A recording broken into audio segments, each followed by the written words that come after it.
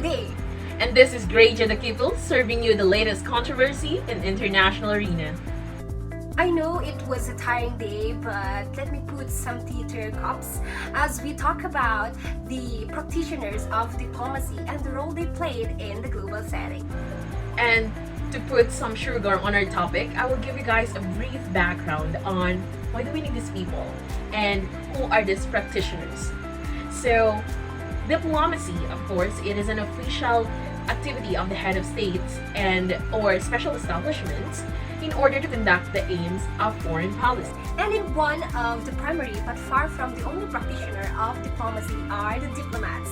And later on, I'm so excited to tell you that we will talk more of this because today is a very exciting day for we will be able to meet very exciting and wonderful people behind the success of diplomacy. So for our first guest, it was my pleasure to introduce to you the Honorable Ambassador of the Philippines, Miss Sofia Irene Mastar. Good morning, Miss AJ and Miss Preja. Thank you for having me here today. So, being an ambassador can be quite challenging. We represent the U.S. government on behalf of the President in treaty negotiations, immigration discussions, foreign aid projects, and humanitarian aid programs. What we do is to supervise and lead all foreign service employees here in the Philippines. It is also our duty to notify a home country of any economic and political developments in the host nation. We basically write detailed reports in order to communicate foreign development, especially in the area of trade policies. Wow, that was a lot of work, and I can imagine the pressure. So for our follow-up question, Ma'am Sophia, what are the requirements to become an ambassador? Oh, well, first things first, you have to earn a relevant bachelor's degree. Next is you have to earn a graduate degree, then you have to gain work experience before you can take the foreign service officer exam. Then the rest will follow. Again, thank you so much, Ma'am Sophia, for accepting our invitation to be here in today's episode. That was a very informative talk with you. So, moving on to our next guest, we have a lucky person we've asked today to ask our next practitioner some questions. She is from Bsis International Studies of Cavite State University. Miss Patricia Marrero, the virtual stage is yours. Oh my gosh, guys, thank you so much for choosing me. It was a pleasure to be here with you. So without further ado, I would like to choose our guest diplomat, Higher Commissioner Paula Nikita, to answer some questions that I am curious about. Hello everyone, I'm pleased to be here today. So to answer your question, Ms. Patricia, we diplomats forms and maintains international relations with regards to issues of peace and war, trade and economics, culture, the environment, and human rights, and are also the one who negotiate treaties and international agreements before they are officially endorsed by any politicians. What a remarkable job it is! Another question, Miss Paula. Well, if you wouldn't mind me asking, what forced you to become a diplomat? Has it been your dream since then, or you just realized you want to be part of it? How should I put this out? So when I was on high school, I was fascinated by the happenings in the international setting. And at first, I just wanted to travel the world, and then there came a talk about being a diplomat. It says there that you can be appointed to different countries if you became one. So I guess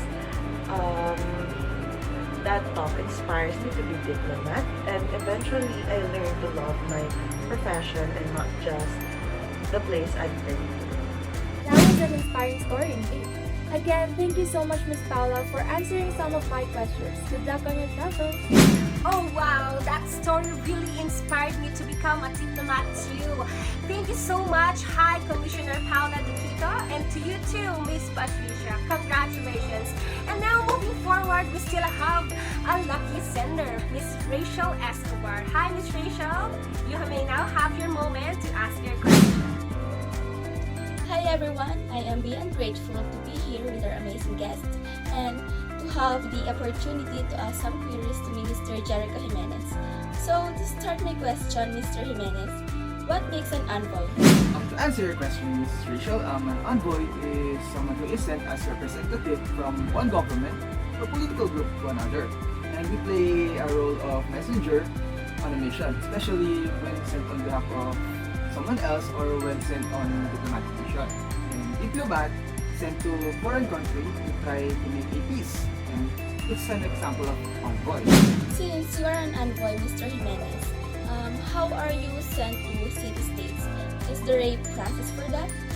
So, according to Executive Number 594, the presidential exercise the power to appoint officials as provided in the Constitution and laws, whereas the conduct of effective foreign policy often calls for appointment or designation of a person with expertise and experience to undertake the special tasks or address certain issues.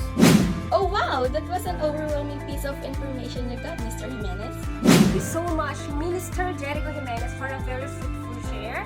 And to you too, Miss Rachel Escobar. And oh wow, we just choose the right persons for today's session, right, Miss Rija? Well, I couldn't agree more with AJ. We had a blast of information today. And that's pretty much it, guys. I hope you learned something from our guest today, because we do. Again, this is AJ Milane from the Grija and AJ Talks, serving you the latest, the hottest, and the fastest talks whenever you are. And this is Grija Nakibel saying stay well and informed. Again, thank you so much for being with us. Till next time, folks.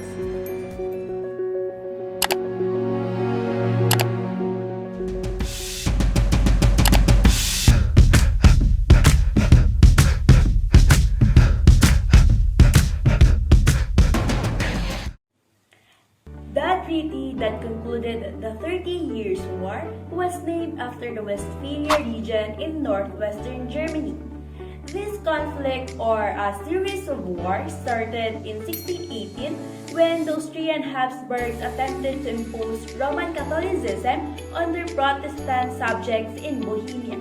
As soldiers marched around pillaging cities, villages, and farmland, rapine, pillage, and hunger flooded the countryside.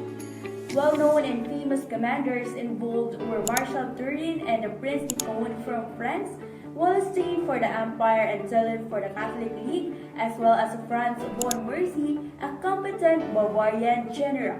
Despite starvation in the surrounding area, thousands of diplomats and support workers have to be housed, fed, and watered for nearly 4 years. In December 1644, the peace conference to terminate the war convened in Munster and Osnabrück. It included 194 states, ranging in size from the largest to the smallest, represented by 179 plenipotentiaries. Even so, it took nearly 3 weeks to organize the signing event, which began at 2 p.m. on Saturday, October 24, 1648. The Treaty of Westphalia gave the Netherlands independence from Spain, Sweden control of the Baltic, and France recognition as the most powerful Western force. The Holy Roman Empire's control was destroyed, and German nations were once again empowered to decide on the religion of their country. The Peace of Westphalia is regarded as a milestone in the development towards tolerance and secularization. So this settlement also strengthened the imperial estates. They could enter foreign alliances and decide important matters, such as the peace and war, along with the emperor. Aside from that, there are two major impacts that this treaty have made.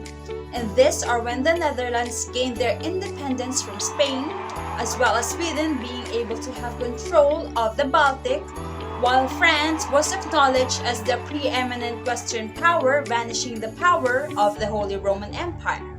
And as for the Germans, they were given the freedom to determine the religion of their land once again. However, there is much more than that. Upon the signing of the Treaty of Westphalia, what seems to be an endless battle has ended, but this was also the starting point of bringing the balance of power in Europe for stabilization. In this modern day, this treaty is regarded as the foundation of the principle of the state sovereignty that emerged after this signing. This serves as the basis for the modern system of nation-states. The Peace of Westphalia, signed in 1648, ended the 30 and 80 Years' War and created the framework for modern international relations. The concept of state sovereignty, mediation between nations, and diplomacy all find their origins in the text of this treaty written more than 350 years ago.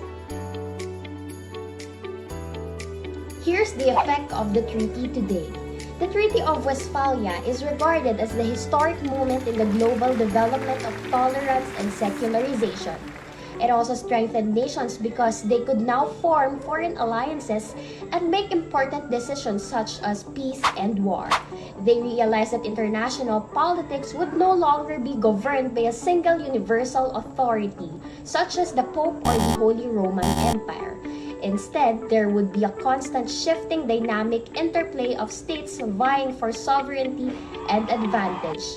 The concept of balance of power would go on to become a crucial model for how the globe works politically up until the present day. They would have had no idea what you were talking about if you had mentioned the Westphalian paradigm to them. So the Peace of Westphalia was not a single event that caused everything to happen at once. Rather, it was the beginning of the trend towards sovereignty.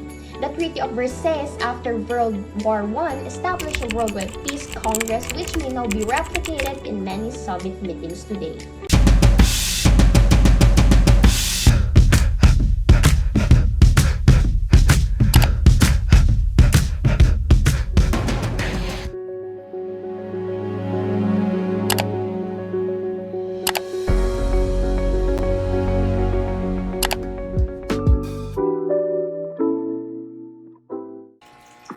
A delightful day to our audiences. You are listening to Diploma Talks by D and D, Daphne and Dio. Welcome to the third episode of our podcast, Diplomacy, Evolution, and History. We read some questions from our last episode and people were talking and asking where and when diplomacy happened. But anyways, do we have any special guests for this episode, D? Of course, D, we can't let this session slide by not giving any professional talks. Speaking of guests, we have very important person joining our live podcast for today. Oh, speaking of that, I am introducing the very famous diplomatic historians of all time. Let's clap our hands and together and welcome Ms. Irene and Ms. Tanya as our guests for today. Hi, Ms. Tanya and Ms. Irene. Hi, yes. Thank you, Dio and Daphne. We're honored to be invited on this podcast, right, Miss Irene? Yes, you're totally right, and we have been hearing good feedback from people about your show, and we're thankful that this controversial topic has been talked nationwide. Clearly and noticeably, people are curious about the importance of diplomacy in a worldwide setting, especially on the field of negotiation between countries. Right. So, Ms. Irene and Ms. Tanya, we have scanned the questions of our audiences, and there is a particular topic they are pertaining to. But before reading those questions, let's ask two people from our audience to call us, so your questions will be answered directly from our guest speakers. Yes, D. Our ritual will be the same. Only the first two lucky callers will be accepted for today. So, if you're one of them, just dial 0922-893-9440 and your question will be entertained. Okay, that was fast. We are down to our first caller for today. Hey, how are you? Please state your name, age, and your question to our guests, please. Hello. My name is Laisel Ginoncita, 19 years old. And my question is, how and when did diplomacy start? It is for Ms. Irene. All right, thank you, Miss Jane. Thank you for calling. So, Miss Irene, the question is how and when did diplomacy evolve? Good question from our live scholar. So, diplomacy is primarily present in the Asian world. It was just evolving as the time passed by, but mainly they are the origin of this. The Asian era was then followed by the origin of this, which is China, in Catholicism. Another origin and maker of diplomacy is India. They executed the three categories of diplomats and also introduced the two types of consular agents and two kinds of spies. Anyway, Ms. Tanya will say further information about the history. Yes, thank you, Miss Irene. So much happened in this age. Well, do you know that ancient Greece was a pioneer in the field of encrypted communication, and their diplomacy eventually inspired the modern diplomacy of post-Renaissance Europe. When it comes to the history of diplomacy of ancient Rome, it wraps up the idea that the formation of law of nations or a system of norms for international interactions was Rome's greatest contribution to diplomacy. Though the Middle Ages conveyed and concluded that the term ambassador was first emerged in Italy. Wow, I can't believe diplomacy comes from a variety of regions. This is amazing to know. Don't you agree, Daph? Yes, it actually gave me goosebumps since I have been hearing a lot about the power that diplomacy holds. But moving on, let's have the second and last caller for tonight, Dee.